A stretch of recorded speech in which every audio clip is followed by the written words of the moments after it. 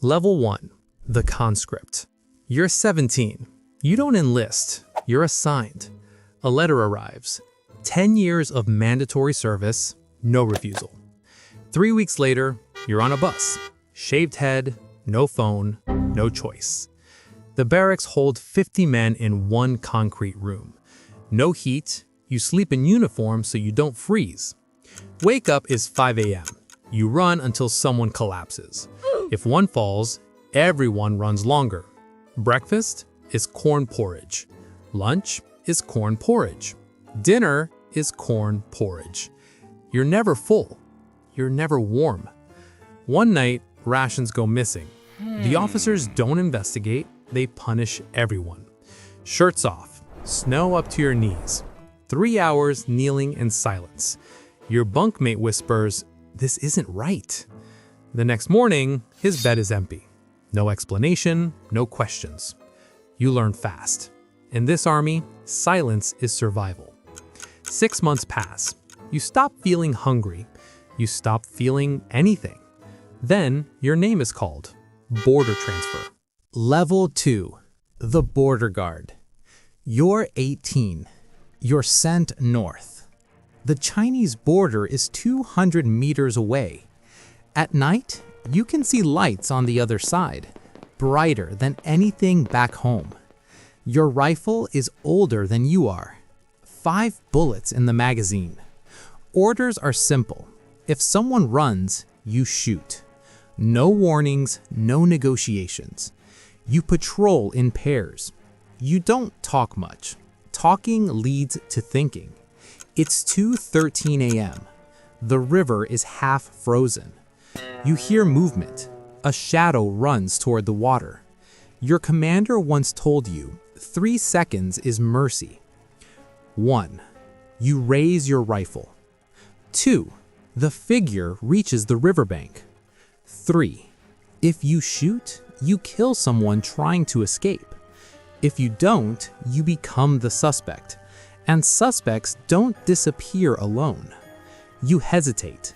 A rifle cracks behind you. The shadow drops into the water. Silence. Back at base, you're called in. No yelling, no threats. Just one question. Why didn't you fire first? You don't answer immediately. That pause goes into your file. From that night on, you stop aiming at targets. You aim at hesitation. 3 months later, your reports improve. Your reaction time improves. Your loyalty improves. Level 3. The Squad Leader. You're 22. You survived the border. Now you command 8 men. You're not promoted for strength. You're promoted for reliability. You inspect uniforms. You inspect weapons. You inspect behavior.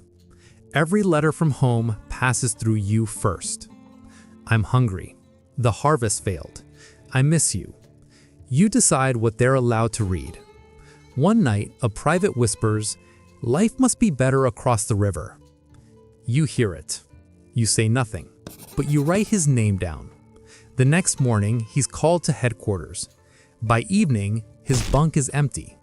The others stop talking at night. Your commander nods at you the next week. Good awareness. You understand something new. On the border, you survive by shooting. Here, you survive by reporting.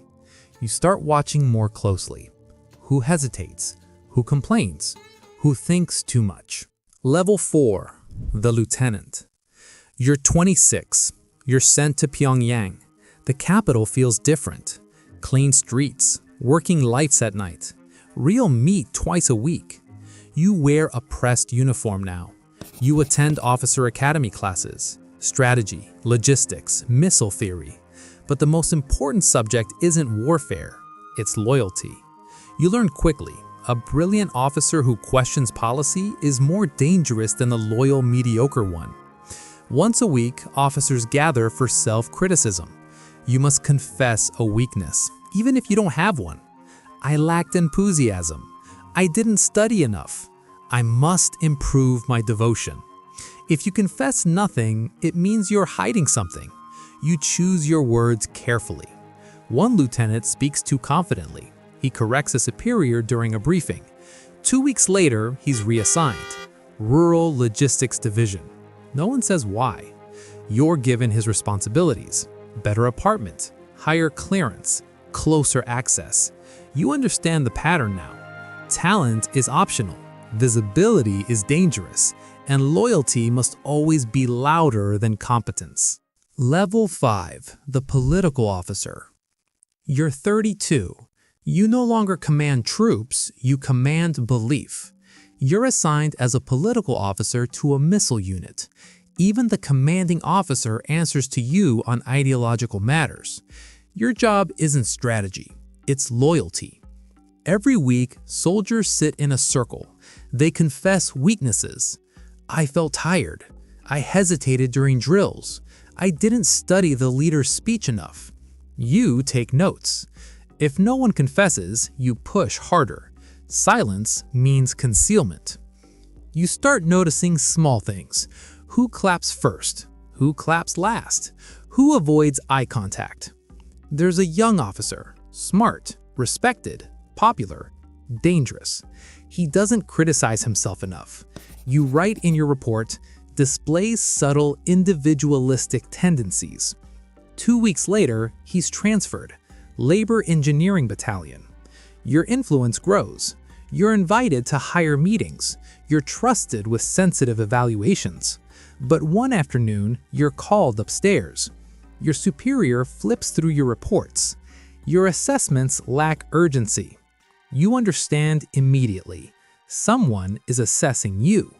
You built a system of surveillance. Now you're inside it.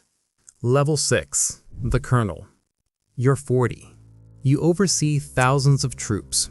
You have a government car with a driver, a larger apartment in Pyongyang, imported alcohol at private dinners. Your children attend elite schools.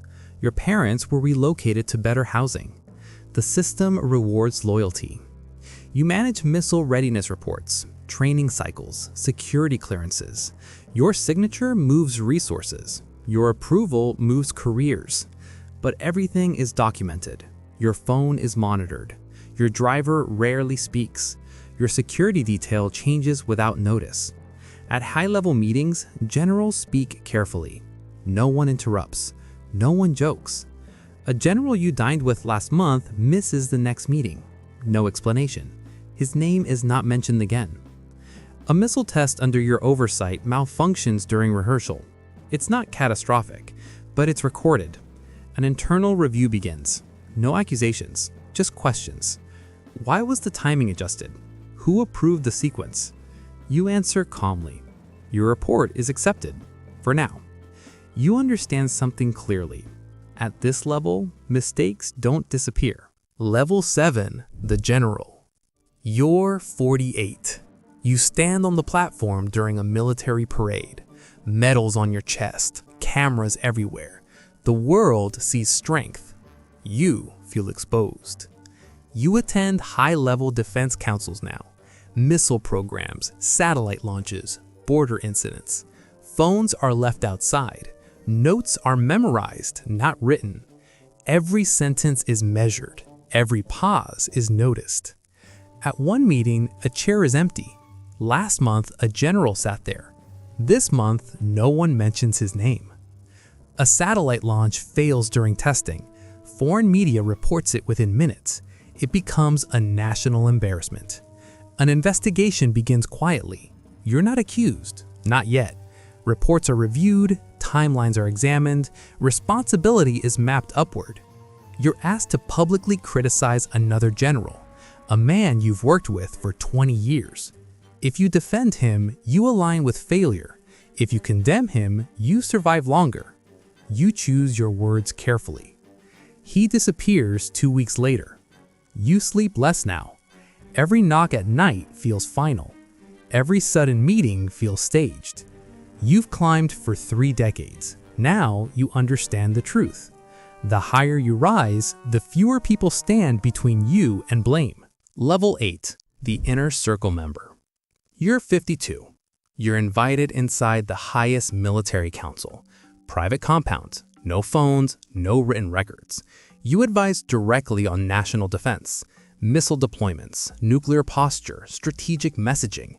You're closer to power than almost anyone alive.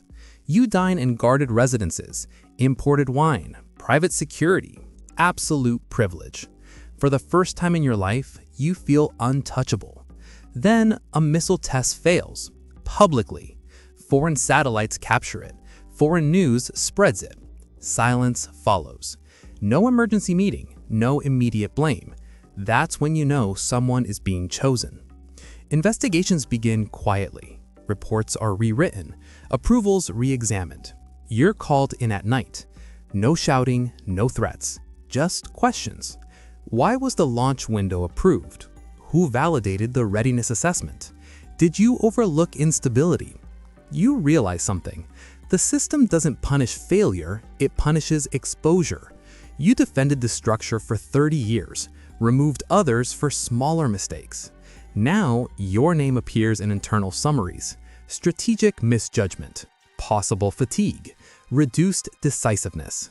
You're reassigned, not executed, not imprisoned, transferred to a rural training facility. No access, no influence, no visibility. Within weeks, your name disappears from official documents. A new general takes your seat. The meetings continue. Level 9. The Erased. You're 55. You live in a rural training facility now. No press, no visitors, no access to classified briefings. You still wear the uniform, but no one asks your opinion. Your phone was replaced, your driver reassigned, your security detail reduced. Your name no longer appears in state media. Your portrait is removed from the hallway in Pyongyang. Officially, you were repositioned. Unofficially, you're finished. You wake up at 5 a.m. again, just like you did at 17. Only now, no one salutes. You read reports that once required your signature. Now, they're signed by someone else, a younger general.